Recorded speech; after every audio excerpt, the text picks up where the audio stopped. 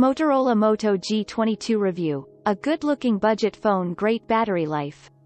Motorola has offered a solid number of budget to mid-range phones in recent years, and the Moto G22 slots into that lineup nicely at £149 per €189. It looks smart, with a matte finish on the back that makes it feel great to touch, and a big, 6.5-inch display that dominates the front of the device, albeit with a small chin at the bottom. It's also running Android 12, but it's not really the best way to experience Google's latest mobile OS. That's because the Mediatek Helio G37 chip inside feels like it's constantly running at capacity, limiting what the G22 can do, even in basic apps like photos and browsing through the Play Store. There are some positives though. For one, the 50 megapixels main camera is solid, even if it is flanked by less impressive options that feel superfluous, while the huge 5000 mAh battery is a big boon for anyone working away from a charger for any period of time.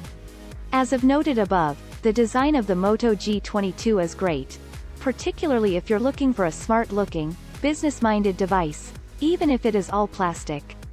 It comes in cosmic black, as per our review unit, or iceberg blue, and both offer a matte finish that not only adds grip, but it avoids picking up fingerprints, too, a rarity these days. In the top left corner, you'll find a camera setup that houses a 50 megapixels wide camera and an 8 megapixels ultra-wide, along with a macro option. That 6.5-inch screen is a big enough canvas for a box set binge in a pinch, but I'm sorry to say that I'd recommend another device carry that torch if you have one.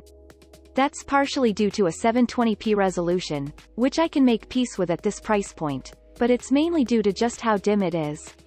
Watching bright YouTube content was tough at anything below 75% brightness, and even Android's stark white menus were a chore to navigate without cranking it up to 100%.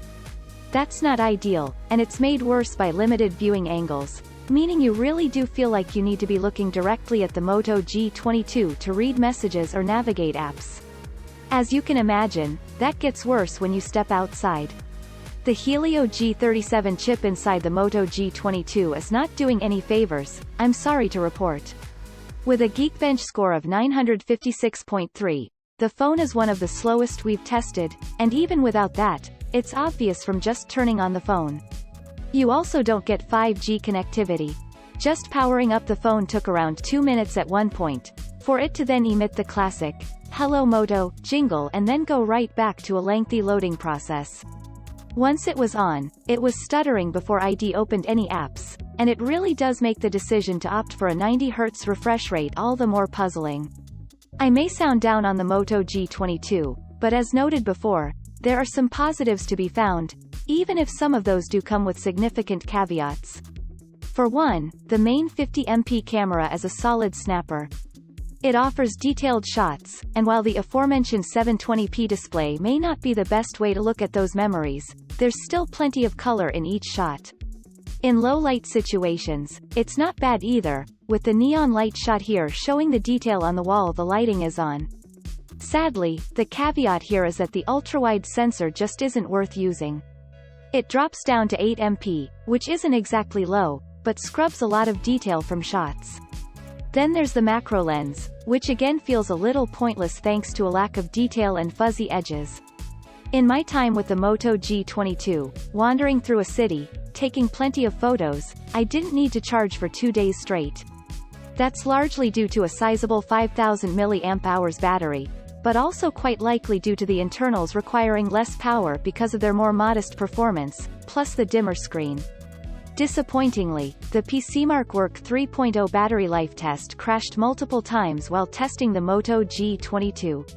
I'd suggest that's more of a performance issue than anything in the battery department, though, but it does make it tricky to work out how it stacks up against similar devices. Still, in real-world usage I found it lasting 2 days, with time spent scrolling through social media, watching YouTube, and responding to messages. There's good news and bad news when it comes to the Moto G22's onboard OS. The good news is that it's running Android 12, Google's latest OS, so users can expect a wealth of customization options alongside an increased focus on privacy and safety. The Moto G22 also offers always-on display functionality for your clock and notifications, which is nice and doesn't rinse through the battery as you may expect on a non-OLED display. The Moto G22 is available in the UK for £149.99 and in European countries including France €189 and Spain for €199. This is for the 64GB model, which comes in the two colorways we mentioned earlier, while some regions also get access to the pearl white option.